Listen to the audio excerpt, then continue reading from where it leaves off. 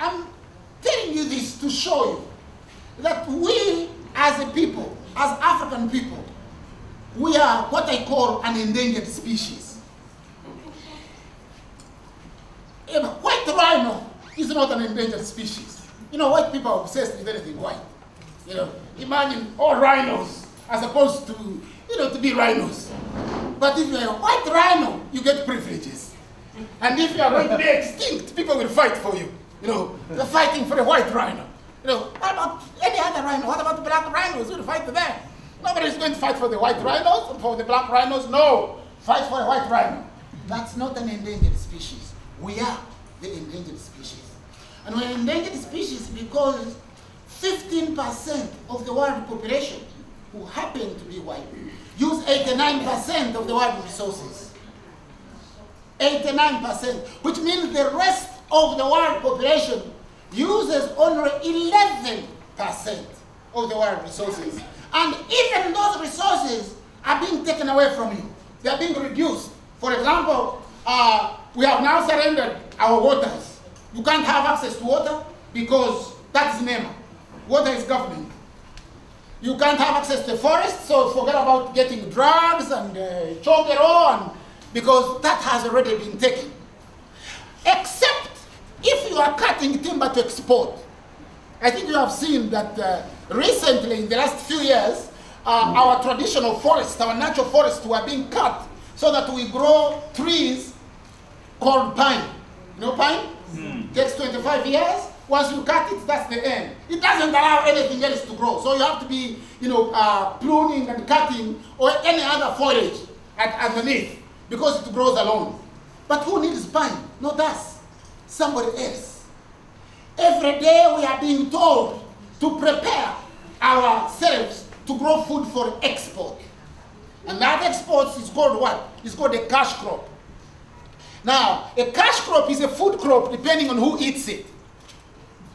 Because coffee is supposed to be a cash crop, but somebody eats coffee. When it goes to Europe, they don't call it Ugandan coffee. No, they call it espresso, cappuccino, and all these other names. German coffee, English tea. But when you travel around England, you don't see any field of tea. They don't call it Ugandan tea. No, it is the food. Can you imagine Europe without coffee or Europe without tea? You know, it would completely collapse. So that we as African people are not thinking about ourselves. We are not thinking about producing for ourselves. We are not, no. We are thinking about producing for somebody else. And then we are in this situation where we grow cotton. We grow cotton in large numbers.